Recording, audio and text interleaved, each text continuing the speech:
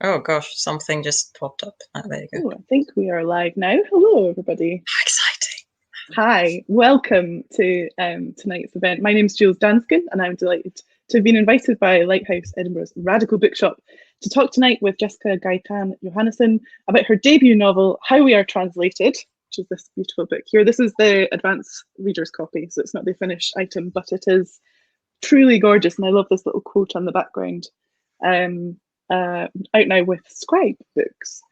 So Jessica grew up speaking Spanish and Swedish and currently lives primarily in English. She speaks primarily in English. She's an activist working for climate justice and lives in Bath, England, where she's also an indie bookseller at Mr. Bean's.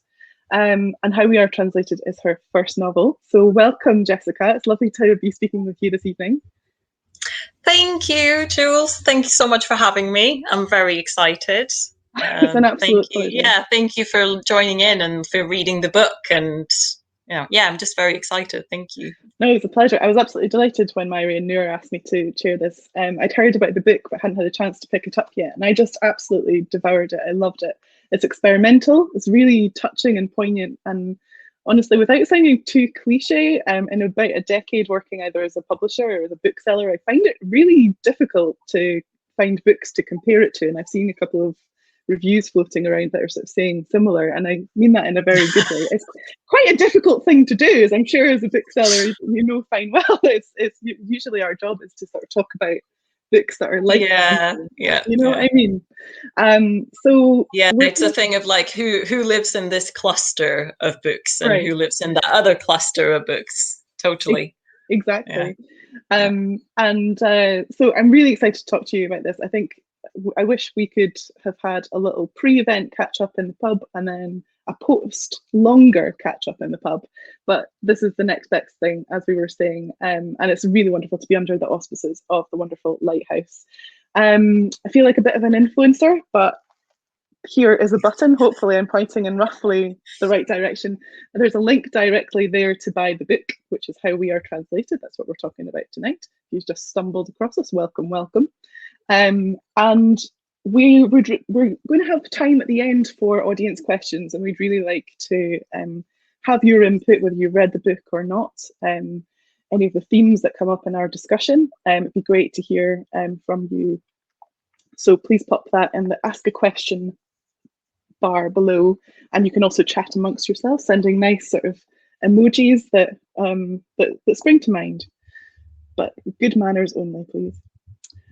So talking comment on each other's backgrounds, or no, you can't see each other. You can comment on our backgrounds.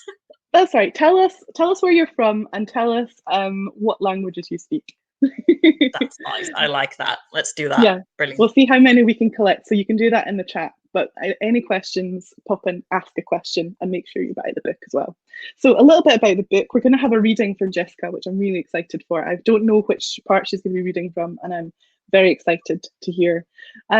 So a little bit about the story then. Kristin and Ciaran are our two main characters. Kristin is 24. We're very much in her head. It's second person narration. The story is told to her partner, Ciaran. They've been together for about 4 years, so both in their mid-20s. And Kristin has a really fascinating job. She works in a fictional castle, a sort of museum, which explores Norse heritage for tourists. It's a kind of an immersive exhibit, and we'll talk about that quite a bit later on. Well, Ciaran is a care worker and an activist for climate change. He also does some preservation of animals. So there's already like a few ingredients. And I guess like when we meet these two central characters, Kristin is kind of in the moment of discovering that she's pregnant, and it immediately starts calling it the project. It's not the baby, it's not the fetus, it's the project. So I was really interested. I thought we might just start just at the start at the beginning, where we meet these two characters. What was it about this kind of opening scene, I guess, that made you think this is where I need to start the story of these two people?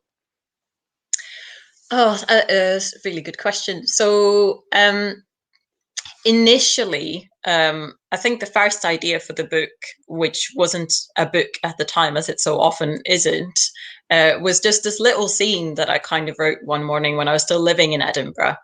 And it was this guy who was in his kitchen, and he was actually kind of kidnapped by his partner's relatives, Swedish relatives, who had sort of flown in to force him to learn Swedish because his partner was pregnant. So there was just the sense of like impending change, both in terms of parenthood or potential parenthood, and also the cultural change of learning a new language and existing in a new language. And at the time, like I said, it was sort of came from outside, and then I kind of let it be for ages. And for a while thought, oh, it might be a short story. And then I kind of wrote a short story, and I was like, well, I think the way to think about these characters is going to be in something longer. And that's what eventually turned into the novel. And actually, by the time I signed with my agent, it was still the case that he was being sort of held against his will. So there were a bunch of characters in there who aren't in the novel anymore. Just like it was actually Kristin's relatives who'd arrived and sort of almost forced him to do this. And that's the wonderful thing about having good readers, that when I showed it to the person who I ended up signing with as an agent, she was a bit like, they're not needed, and why is he doing this? And that kind of really gave me the almost like permission to really explore the character, and he became much more of a person because he's doing this for a reason. He's reacting to fear of the future and in different ways, basically. So that's how they became characters. Yeah, that's fascinating. So Ciaran is learning Swedish and is really keen to do this very quickly. And this is something that he's kind of always meant to do, you get the sense, but it's when they realise that it's, and it's Kristin, I should say, because the way that that Jessica uses words in the book is really experimental. But there's a point where Ciaran seems to pronounce her name Kristin. And there's lots of music words. Yes, that's great and a very helpful pointer as well. But he is now, there's an almost kind of desperation to his need to learn Swedish. So that's really interesting that started as a very real kind of against his will, because it doesn't seem to be something that he's really sort of processing. It just seems to be something that's kicking in like a second nature.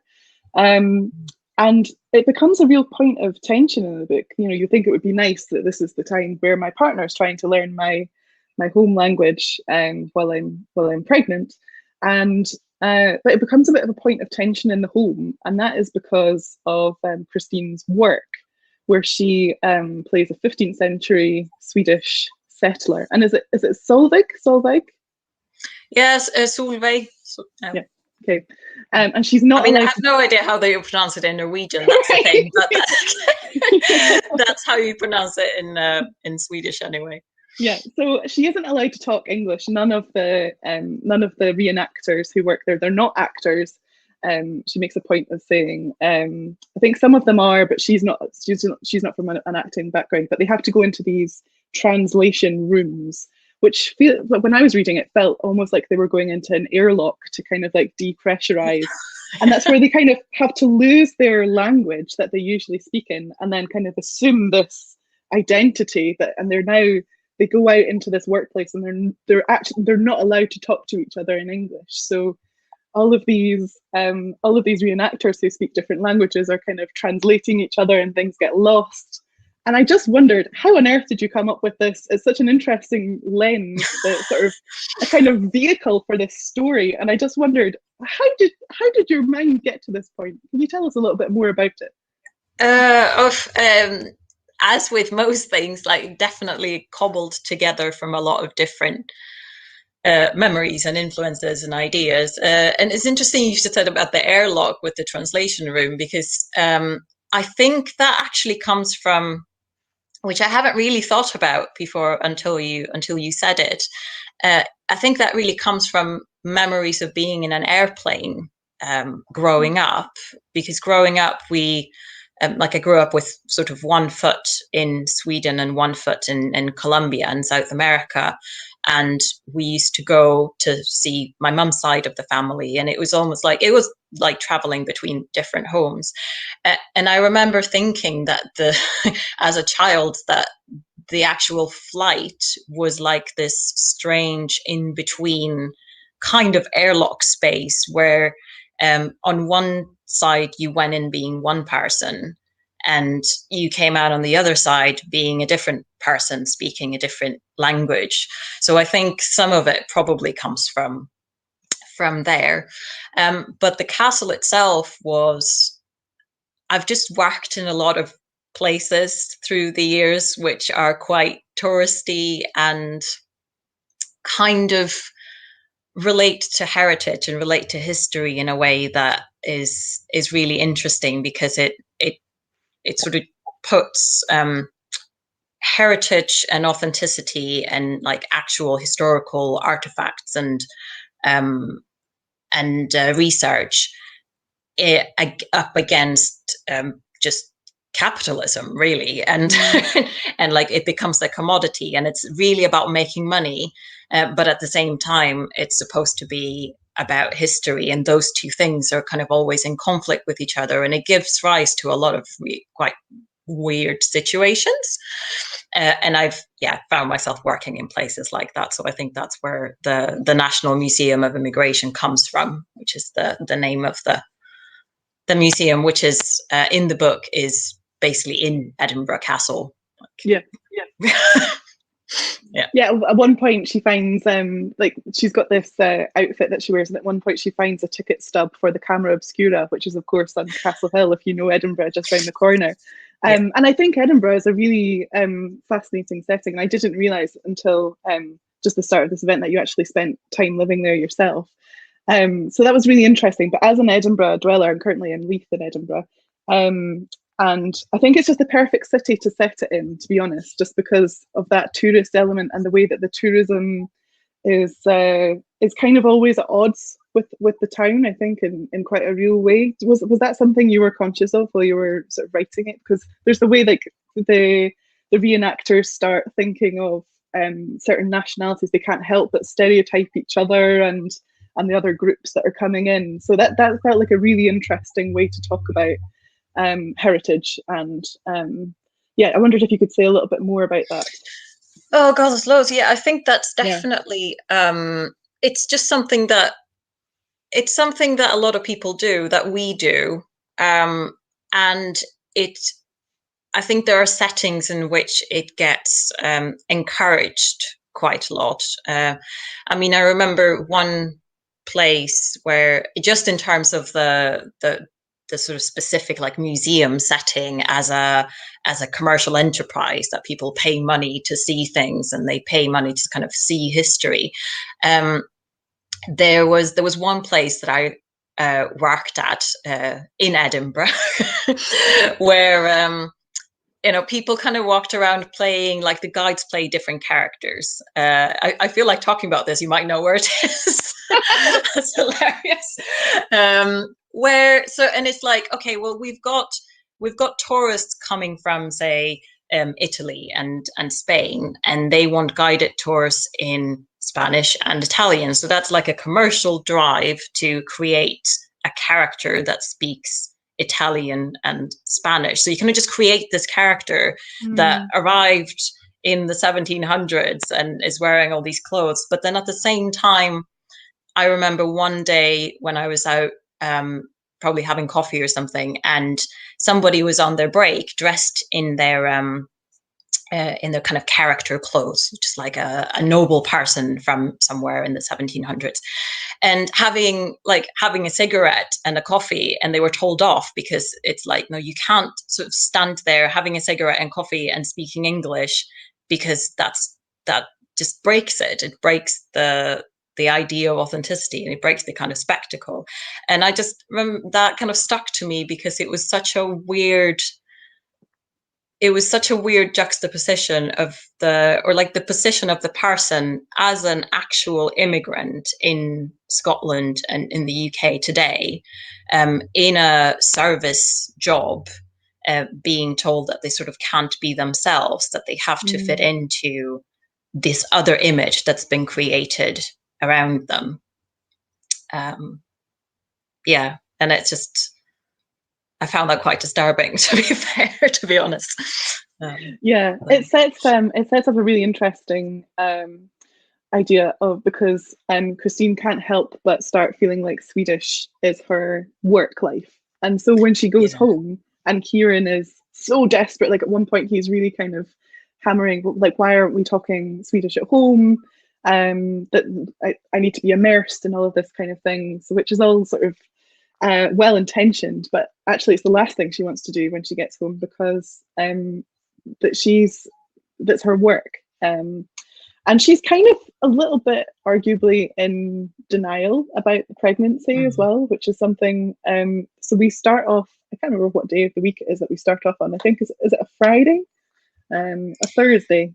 Yeah, Thursday. There's a bit at the very beginning of the book. It's actually Sunday night, and so it comes back, and then it goes back to Thursday.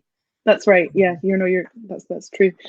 So we're kind of, it's almost like diary entries, and because Kristin is talking to Ciaran in these sort of days of the week, there is this sort of sense like, is this meant as a memento for him? Is this supposed to be some kind of ephemera that he's to read? And another thing that made me think about that was the way that at various points as words and phrases come up either in work or home life, or just because something occurs to Kristin, she's thinking in all of these different languages. You have the Swedish and the English next to each other, and it reads a little bit like poetry. So before we go into a reading, I thought maybe we could you could talk a little bit about that, was the sort of structuring of these kind of phrases next to each other. How did you find that while you were writing a novel, kind of putting in something that was in some ways kind of factual, but also taking on its own sort of verse form? That must have felt like quite a weird experience to write. Oh, it's so interesting that you sort of saw it as almost a bit like poetry. I think for me it was something that just came up when I was writing it. Quite organically, which sounds like a naff thing to say. It's like, but it wasn't sort of, at the beginning it wasn't all that intentional, and I think that was because that's often what it's like to be multilingual. That there are certain things that you feel intimately that you can say in one language, and that feel more artificial to say in another language. And you can never kind of have both or have all of them at the same time. So this was sort of a way of exploring that, of having moments where you could have that, where you could have both simultaneously, which ironically is really difficult if you're reading out loud, because it doesn't work. We did a thing at work the other day, which will come up, where we have got a YouTube channel that my colleague does. And I've done a reading for that where she's actually captioned the English bits of the Swedish bits, so they'll appear on the screen rather than me saying them. But when you're just reading the book, you obviously can't see how it's formatted. And that was just something that I didn't really think about at the time, that obviously it means something for how the reader will approach it, that it sort of works better on the page than it does read out loud, actually. So yeah, that was really it. And something else as well about the kind of multilingual sections, or the bilingual sections. It was just, I think, like I've been writing in English since for about a decade now, but writing for a lot longer than that. And Swedish used to be the language that I wrote in. It used to be the intimate language and the language that kind of poetry came out in, and that things became real in the language that I could sort of peel off layers of the world in, if that makes sense. And then when I moved to Scotland and, started a relationship and started really like living in that language, even in spite of that, I feel like if you're writing in your second language, you're always feeling, or at least I do, a bit like faking it. Like I always feel a bit like I'm not quite allowed to write creatively and publish books in English, and I'm not quite allowed to kind of claim it for myself, if that makes sense. So I think the multiple languages was a way of sort of carving out my own space, and little by little going, well, if I do it like this, it's kind of okay. Yeah, so that was why.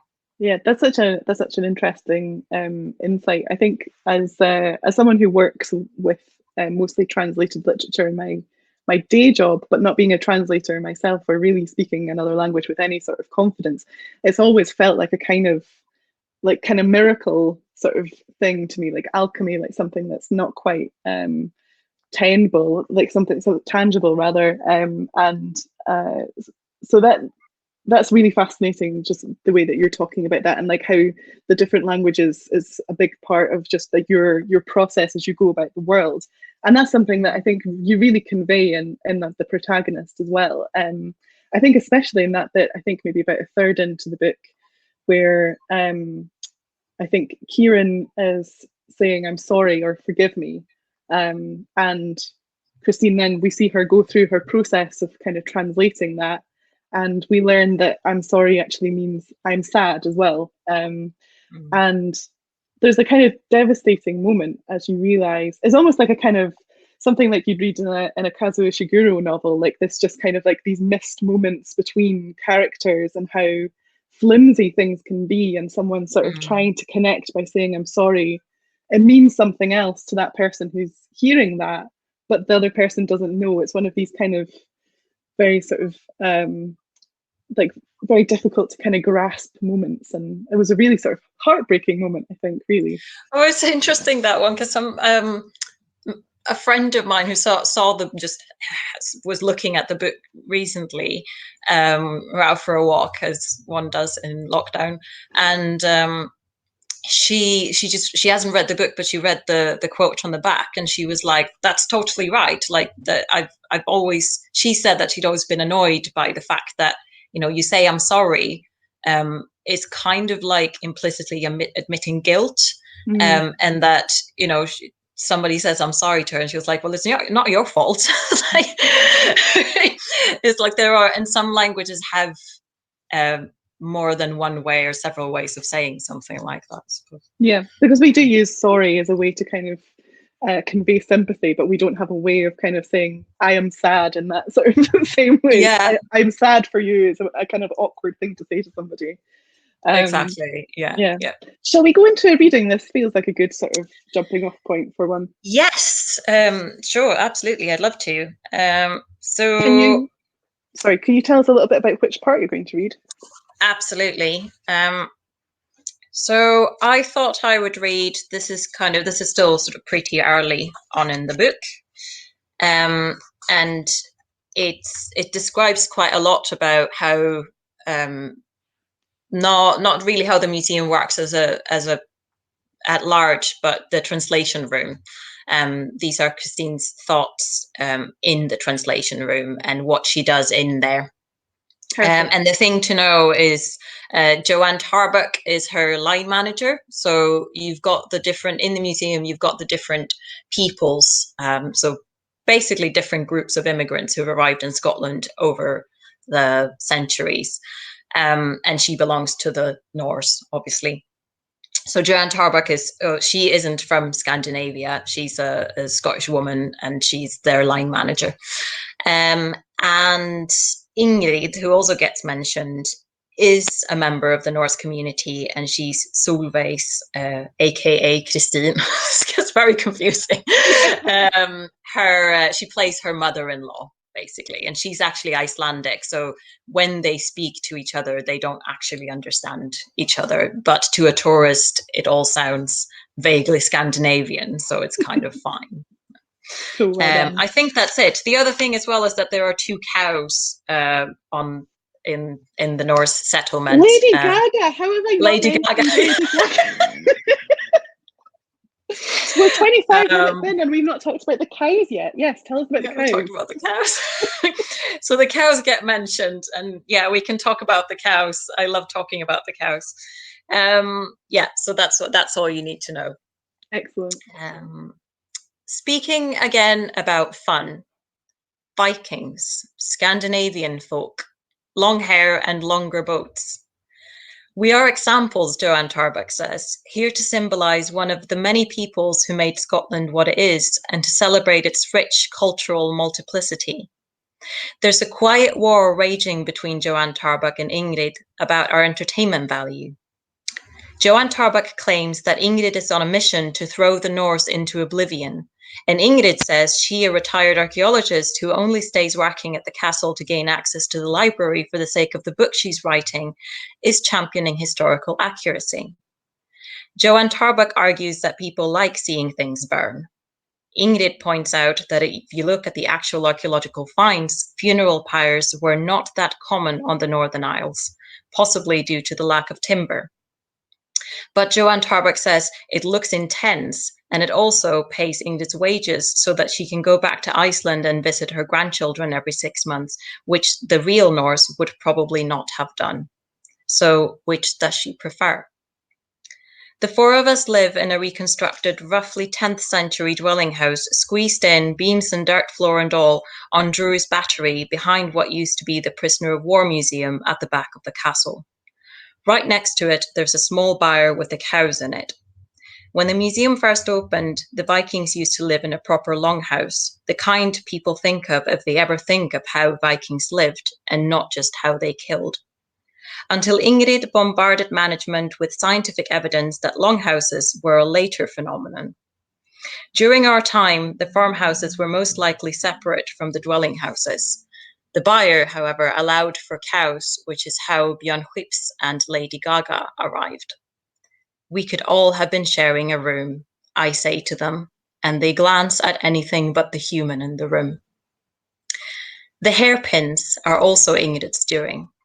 When people think about Vikings, especially Viking women, which is, of course, in itself problematic, as Vikings was a job and not very common among women, although a number of articles challenge this, they don't generally think of them wearing headscarves. Management insisted they were grateful when Ingrid informed them about the hairpin, found in several female graves on Orkney and Shetland. Headscarves were promptly introduced for the sake of authenticity. Sometimes you can smell the disappointment in the doorway to the dwelling house before the tourist comes in. The surprise at how poor everything looks, how medieval. Headscarves are the opposite of free, which is the same as sexy, both of which Vikings should be. Free and sexy, sometimes bloody too. Free, sexy, and bloody. Ingrid has just once during her employment been invited as an expert to a management meeting. What about the languages? She said. The meeting had gone really well until then. They spoke Old Norse, not Swedish and Norwegian. Ingrid was thanked and not invited to any further meetings. When I first started working as Solveig, Joanne Tarbuck told me she didn't believe in documentaries. This was about working up an atmosphere, getting people to imagine things. Like ghosts, I said. If you want to take it in that direction, she said. She managed to find a film somewhere in the depths online called Sigurd och Solveig över berg och hav, Sigurd and Solveig over mountain and sea. It's from 1972. There are hundreds of Viking films in English, but surprisingly few in Swedish. Sigurd och Solveig is about a family from somewhere in Norway in the 900s who leave their lives behind to find a better home across the sea in Britain. Even the light, a very beige orange, looks typical of the 70s. Solveig's hair is so big the wind clearly has nothing to do with it. She cries a lot. Sigurd bellows and broods. She does look a bit like I do in her clothes, and I look a bit like she does in the indoor scenes, when it's difficult to see their faces and they're all having serious conversations about how the gods might react. When I mentioned the film to my parents, they went very quiet. Darling, have you ever watched the whole film? I looked it up. After the third sex scene, I went back to my assigned 20 minutes and have stuck with that since. There was so much cloth being thrown. I'll leave you with that image.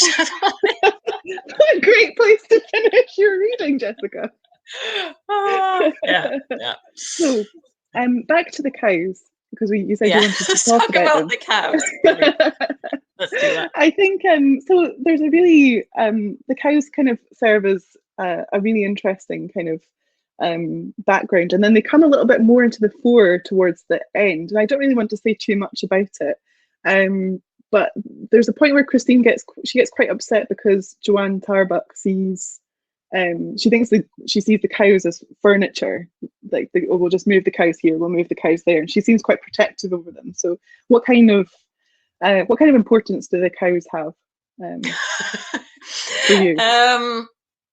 I think it is one of those things where it sort of gets more and more extreme. What you do to create a spectacle and what you do to create an illusion of authenticity in order basically to make money. Like that's what they're there for.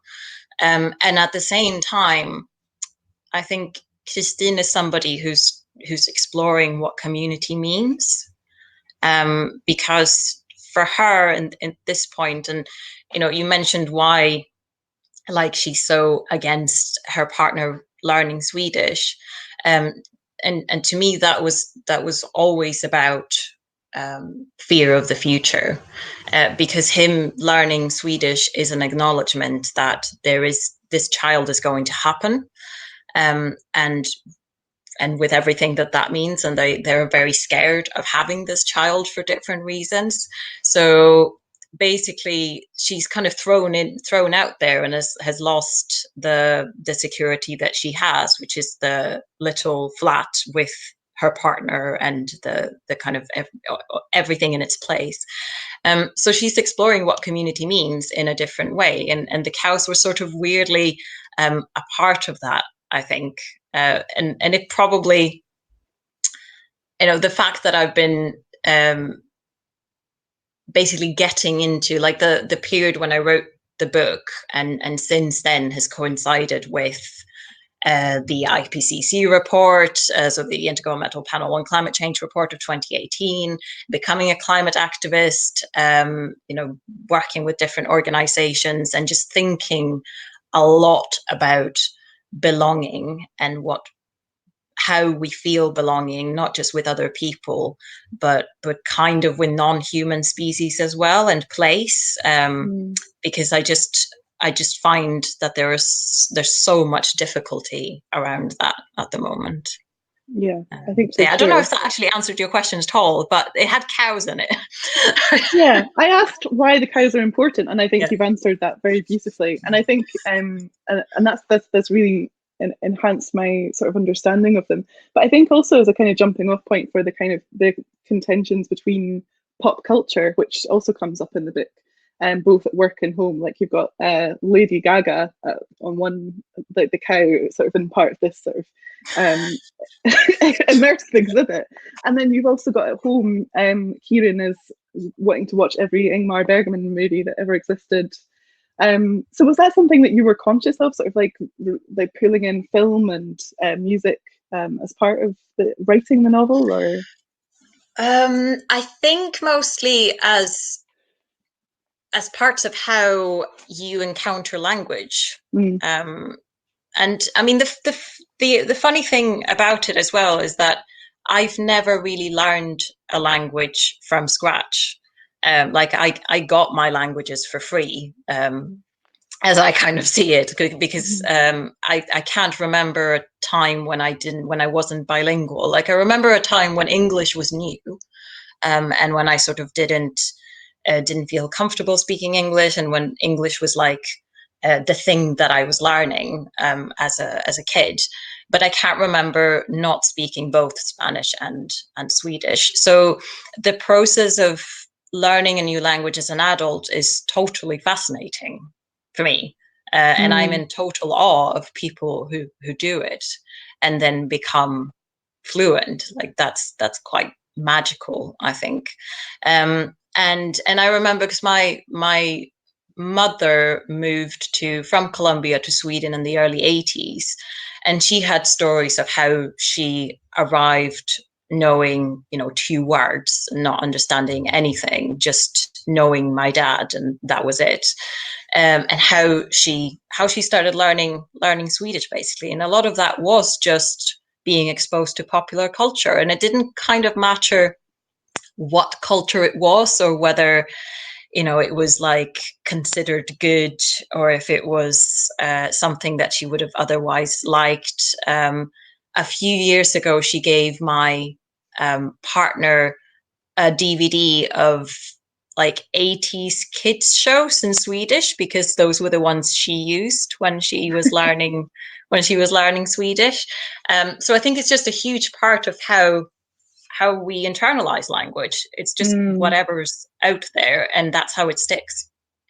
Yeah, and there's this very incredibly recognizable moment where Ciaran's talking about how great Duolingo is, which is the way he's sort of trying to actively learn Swedish. Yeah, you're translating the internet. Like, I think we've all got at least one friend who's done that Duolingo. Yeah, about the green owl that guilt trips you after a week of neglect. So let's go back to we touched on climate change and climate justice, and I think that would be something that I'd really like you to expand on a little bit. So we talked about that in terms of the cows, but then also there's a point where Kristin asks Ciaran what's the difference between conservation and preservation, which really stood out. So Ciaran's, I guess, hobby interest is that he preserves animals. He's got like formaldehyde around their tiny Edinburgh flats and this kind of thing. And we talked a little bit about how they're both terrified of having this project, this baby, this future. And Ciaran seems to be largely around the climate and the world. Do you want to expand on that a little bit first, Jessica? Sure.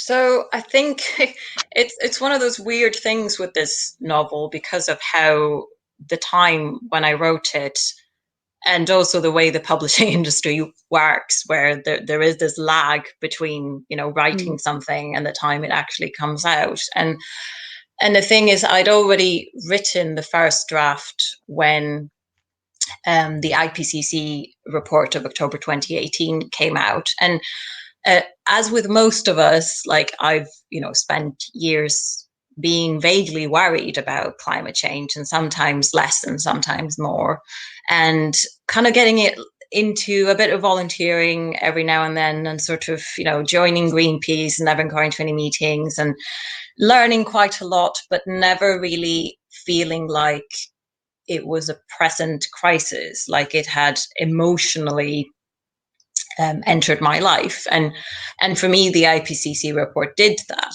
It moved climate collapse from, say, 100 years in the future to right now.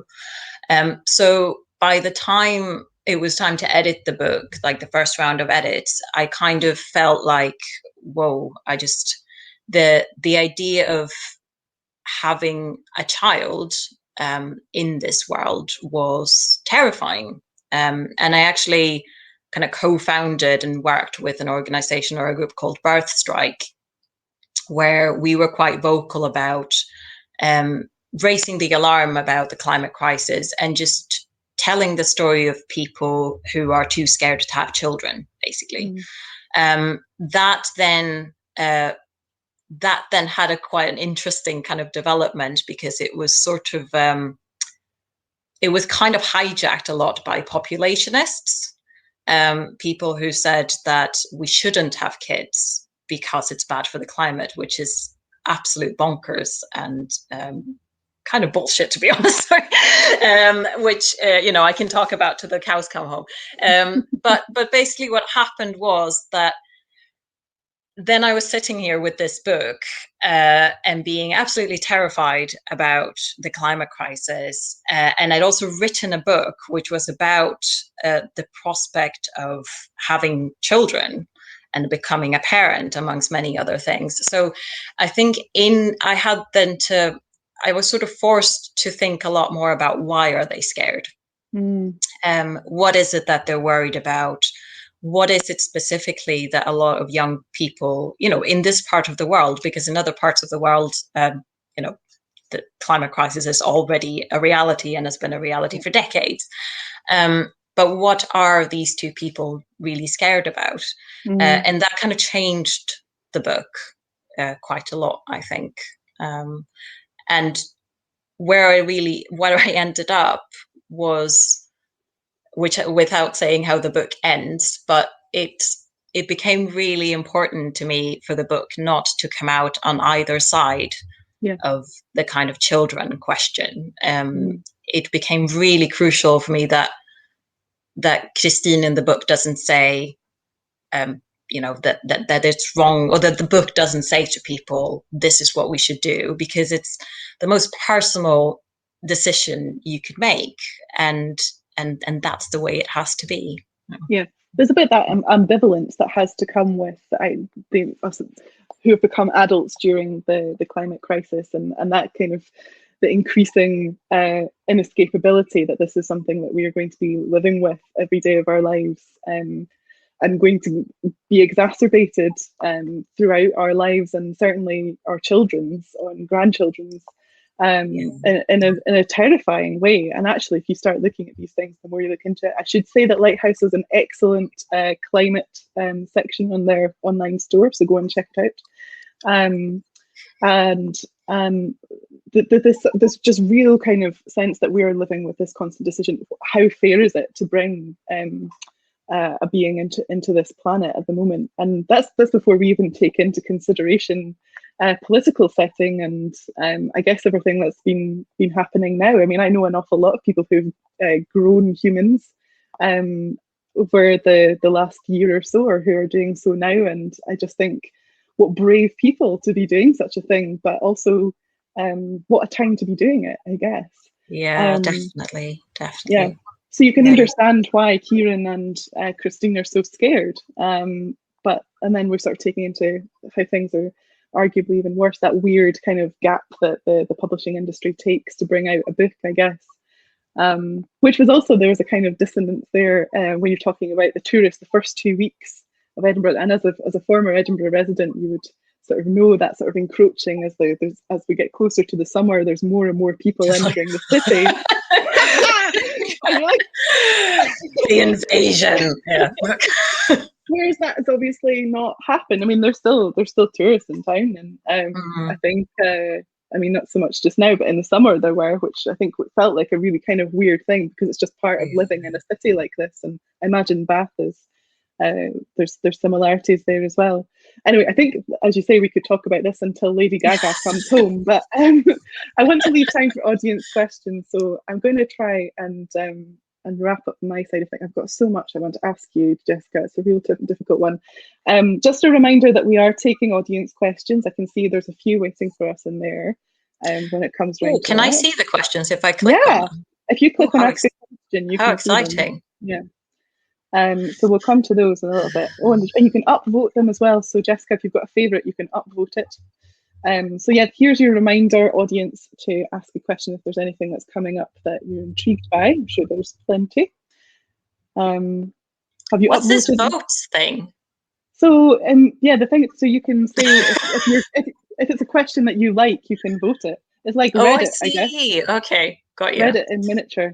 You can even comment on people's questions, saying that's a brilliant question. That's a not so brilliant they're question. all really great. They're really good. Well, I think we should have time to get to all three, and then I've just seen another one coming in as well. So this is your last chance. I really want to leave time for at least a few. So, but my last question to you, Jessica, is what do you think it means to be translated? I guess we've got all of these moments, some of which we've talked about. The sort of like the missed moments between people, the sort of very humorous misunderstandings that occur throughout the book, sometimes to sort of disastrous misunderstandings about who is actually pregnant. I don't want to say too much about that. But, but yeah, to you as a writer and as someone who speaks, who lives in the world of English, Swedish and Spanish, what do you think it needs to be translated? And I should just bring up, I was telling Jessica about this just before we came live to you lovely people, that when I was sort of finding out a little bit more about Jessica, I found a video on YouTube where she is speaking her 3 languages in succession. So she starts Spanish, goes into Swedish and English, introducing herself and her work, and quite literally translating herself. So I don't feel like there's that many people who are in a better sort of equipped to answer the question what it means to be translated. So there it is. Yeah, I've just got to say, it was so hilarious that you mentioned that video, because that was that video is like, you know, in the depths of the internet somewhere. And it was like 6 years ago when I was working at a Scottish Poetry Library, and this guy from, what was it called, like Wiki Ears or Wiki Speaks or something. Like it was some part of your face. Yeah. Wiki Tongues. It could have been Wiki Tongues. Who just showed up at the SPL and was like, I'm collecting accents and different languages for this. I think it's like a database where they have just, I think, hundreds of people, probably, if not thousands, speaking their native languages in different accents. And that, for some weird reason, I ended up on there. But to get to your question, I think basically we're basically all translated multiple times throughout our lives, if not all the time. We are different people in different groups and in different situations. You know, everyone has a kind of work self and a like intimate self and a family self. And sometimes, I mean, for some people, that can be incredibly different, especially if they sort of feel like they can't be themselves with their families for whatever reason that might be. But also throughout our lives, you know, and I think switching languages is one of those moments, or one of those transformations that you go through, where you do feel like you become a different person. But all of that, that's the thing, it's never impermeable.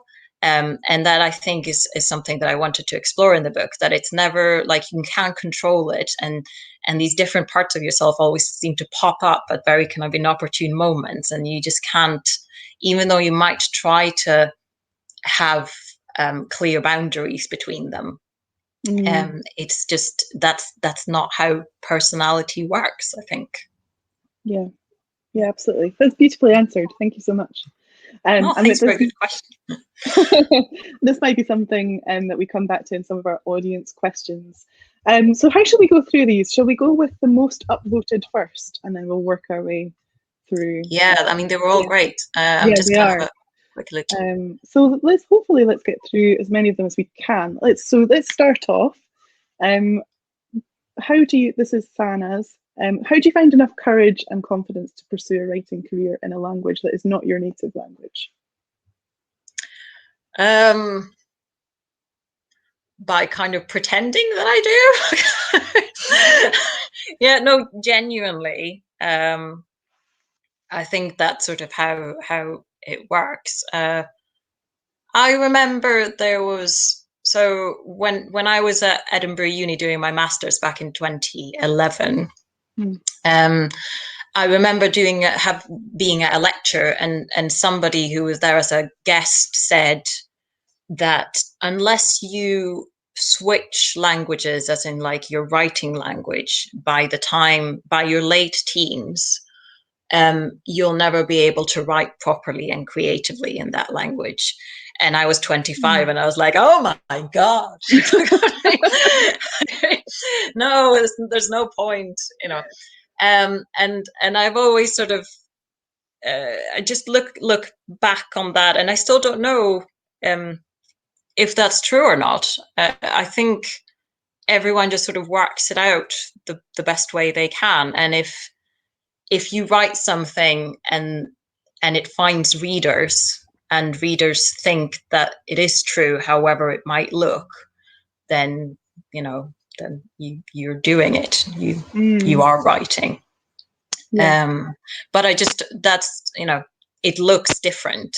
That's the thing. Like, this is kind of my way of writing in English, at least now, and that might change. Yeah, definitely. Thank you for that question. It's a really good one. Yeah, that was really interesting.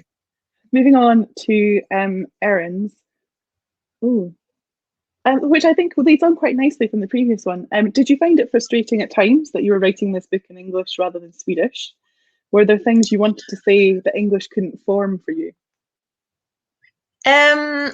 I think when that happened, I would just use the Swedish word and make it into a thing, probably, because that's kind of what the book was about, and that was what the character was doing as well.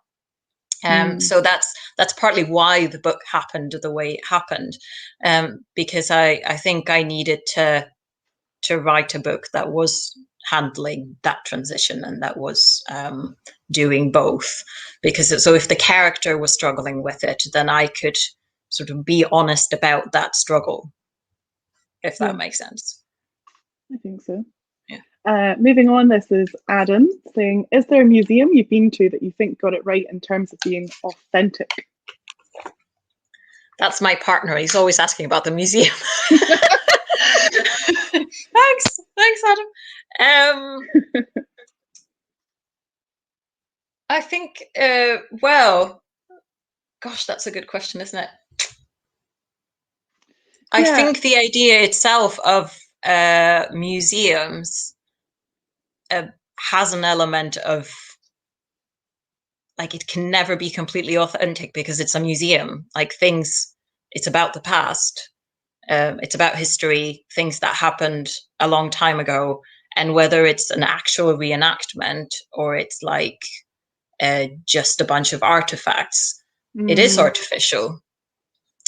So I think probably the places that I've been to where I thought they got it most right was because there was a right level of honesty about the kind of artifice, or the bits where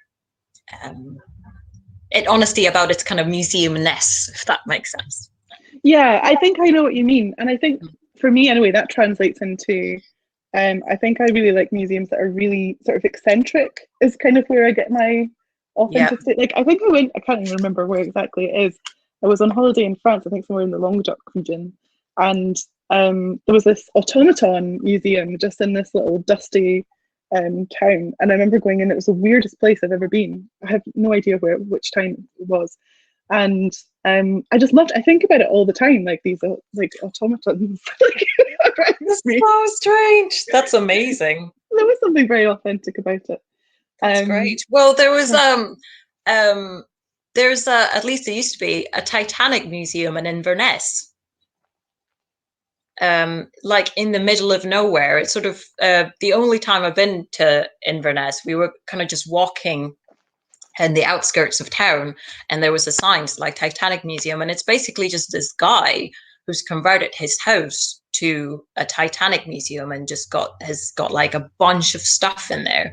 And it's not actually things obviously from the Titanic. It's about the Titanic, and it's also about just generally ships. And there's like you can get into a little electric boat, and there's Lego, and it's just completely bonkers. Loved it. Oh, next time I'm up that way, you're going to go. There's definitely, I don't know, it's definitely. I would love to know if it's still there. That'd be amazing. Well, one that is up that way, I think it's sort of fairly near Urquhart Castle, is the Loch Ness Monster experience, which I'm classing as a museum. Yeah. As a very special place. I don't think you could describe it as authentic, but it's delightful. Let's move on for just now. So we're moving on to Anne's question. She's interested in how you see your identity within the languages you inhabit. Oh, I was looking for the question, so I was to read it. Where is it? What was the question? So it's Oh, not so there much a it is. question as a question. Anne's interested in how you see your identity within the languages you inhabit. I guess that could be taken lots of different ways. Yeah, that's such a feels like a kind of fundamental question, doesn't it? Well, there was something that I was talking to you before we started, Jules, about how and I think I've heard this from a lot of people who are multilingual, that you feel like well, not only do you sound differently in different languages, like your tone of voice changes, and some of that is just to do with the melody of the language and how it changes your voice and how your voice adapts to it. But also, I think personality has something to do with it. So, for example, like whenever I've heard myself recorded speaking Spanish, I sound like I'm 5 years old instead of 35. It's just, and I think that's it. Just my tone of voice goes up, and I think maybe this is me, speculating and kind of my own analysis of it. But it could be to do with the fact that I spoke most Spanish when I was a child, and Spanish for me is like the language of my mother and the language of my mother's family and of childhood and of family. And I've never had a working life in Spanish, and I've never really had like friends as an adult, and just lived in Spanish as an adult. So it's almost like the language has sort of stayed there in that part of my life to some extent. I love that idea, like that Spanish is almost like a kind of, like it doesn't have the pressures of sort of work or writing or family or having to express yourself in any sort of given way. I don't mean to put words into your mouth, but that's just sort of the impression I'm getting. Yeah, no, absolutely. Yeah, I think it goes both ways. I mean, obviously it means I don't feel like I can express myself in the same way, and discuss things in Spanish in the way that I would be able to do in any of my other two languages. But at the same time, it is kind of a protected space, I think. Yeah, definitely. It's a different kind of intimacy, I think. I love that. Moving on, let's see. Who have we got now? So someone's asking, just wanted to say, I feel so incredibly privileged that I get to experience Kristin's voice in both English and Swedish. For readers who don't speak Swedish, I can attest the Swedish passages in the book being absolutely beautiful. Oh, that's lovely. Thank you. Oh, that's very nice. That's so nice from Elix. Oh, tack. And then we've got Dan Richards. Oh, Dan. Hello, Dan.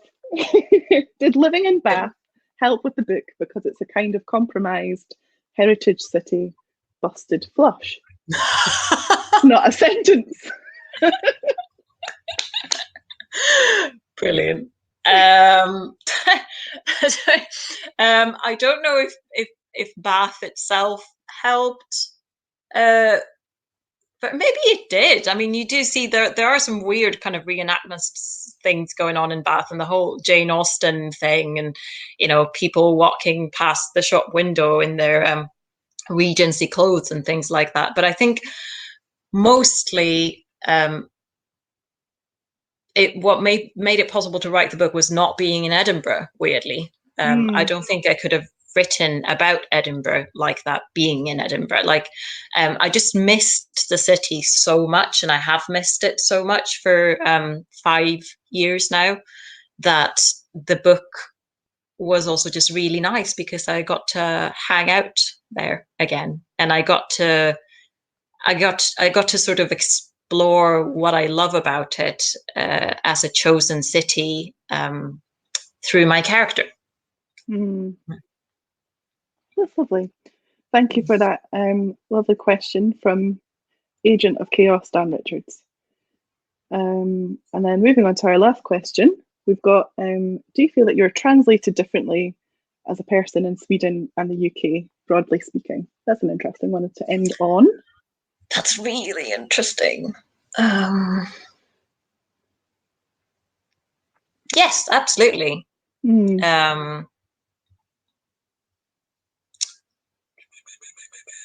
I'm sort of really thinking about that one because yeah, it says in Sweden and in the UK rather than in Swedish or in English. I mean, accent is one of those weird things. I feel that because I didn't grow up speaking English as a first language, I'm a bit like a sponge. So I find it really easy to just adopt other people's accents and parts of accents, if that makes sense. So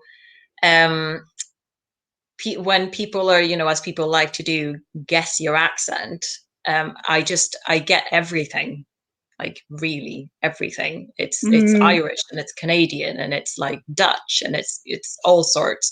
And I think that's just a projection of whoever's asking, more than anything else, because it's what you're expecting to hear or what you're familiar with. If you don't recognize what you're hearing, you sort of grasp for straws and you grasp for whatever's familiar. So I sort of find it quite fun. Except when somebody called at work and sort of said, "You're not in your homeland." And I said, "Excuse me."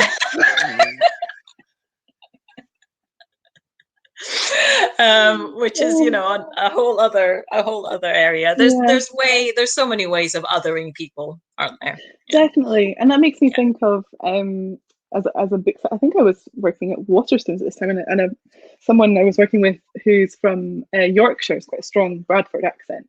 And obviously there's lots of people who with English accents and Scottish accents and all sorts of accents living in Edinburgh. But I remember someone being kind of like, "Oh, you're not from around here." And I just thought it was the weirdest sort of thing. It was quite jarring because, I mean, there were lots of us from all over the place. And I think these kind of assumptions, and there's this great part in the book as well where Kristin gets upset that people assume that Ciaran isn't Scottish because of the colour of his skin. And that's something that I think comes through like really subtly throughout the book. There's this sort of sense of like how we're translated, how we're perceived just by how we look and how we speak and that kind of thing, which is really interesting. So there's so many different facets to this book. Yeah, I mean, the thing of like I think authenticity is one of those things that can be used and is being used quite sort of maliciously to exert control and exclude people. And it becomes quite bizarre because, I mean, what is authentically British or what is authentically Swedish? And both my sister and I talk about this quite a lot, growing up not being white and being saying like, "But you're not Swedish, are you?" It's like, grew up in Sweden, or like, "Oh, you're not whole Swedish." It sort of fractures you a little bit, I think. And there are different ways, you can ask the question. I don't think it's inherently like a malicious thing to ask someone about their accent or be interested in their life story. But I think there are so many nuances to it, and there's such different ways in which you can do it. Yeah, and you don't even really need to go that far afield. I mean, I'm from Dundee originally, and years of living in Edinburgh has definitely rounded out my vowels in a sort of Miss Jean Brodie kind of way. But I remember I was a tutorial assistant at both Dundee and St Andrews, which are half an hour apart in distance. And most of the students I worked with in Dundee were Scottish and sounded like me. And I'm sure because I was in a room with them, my accent was more like that. And then whenever I taught in St Andrews, again, half an hour in a bus, I had two of my students mentioning in an evaluation that they couldn't understand my accent, which was just the weirdest thing to me because as far as I'm aware, I don't have one. So, and I think that's something that's really odd about the UK, isn't it? Is that you can go literally from one town to another and be perceived in a completely different way. Yeah, well, it's one of the ways in which we create belonging, isn't it? Absolutely. And I think when we bring in different language to that, it just takes on more dimensions. And I love that question, I think, that came before about how, because I think it was about place. It wasn't about how are you translated in Swedish and English. I read that as how are you translated in the UK versus in Sweden, which is a completely different question in a way, isn't it? Anyway, right. We've got one final question that's just slipped in under the radar. So I'm sure the lovely Lighthouse crew won't mind us mentioning it. And I think it's a nice one to end on as well. How did you decide on the names of the cows? We're going to end on the cows. We're doubling down. More cow questions for Jessica. Oh gosh, I need to remember now. So this was about I know we were talking about intimacy, and she like the character feels like she's losing intimacy, so she's kind of creating it in weird ways, and one of them is to, like, she has her own names for the cows which nobody else sort of acknowledges, or they don't call them that, and they don't really care much about it.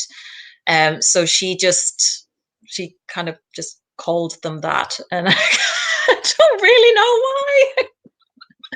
I think it's really lovely. I mean, Björn Skifs is I think he's still alive. I think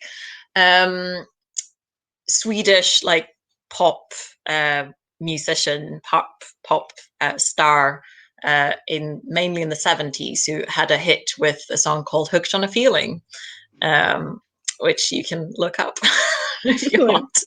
You can always create a playlist for the book. I think that would be interesting to see. Lots of cow emojis. Oh, I love all the cow emojis. It's brilliant. So I mean, I think this is a really nice place to end, and the love of the cows. But there's just so many fascinating aspects to this book. I hope you have taken away something, and will definitely go and buy the book. I'm going to do my little down bar thing: like and subscribe, buy the book from the lovely Lighthouse, support your indie bookshop as much as you possibly can. They need you at this time. They're amazing. They are amazing. And a huge thanks to Jessica for joining us this evening. It's been an absolute treat speaking to her about this fantastic book, How We Are Translated, which I very much recommend that you all read and buy for your friends and family. And please check out Lighthouse. Thank you, Jules. And thank you, everybody. This has been great. I've had a lovely time. And thank you so much for joining us this evening, you, the audience. Make sure you check out Lighthouse Books' other events. There's lots of exciting things happening. I'll definitely keep an eye out for other discussions that you're having with over the lifespan of this wonderful novel, Jessica, and we will be cheering you on from the sidelines, sending you cow emojis via tweets and DMs at all times. Okay, with that, thank you so much again. Thank you, Lighthouse. Thank you all for joining us. Goodbye.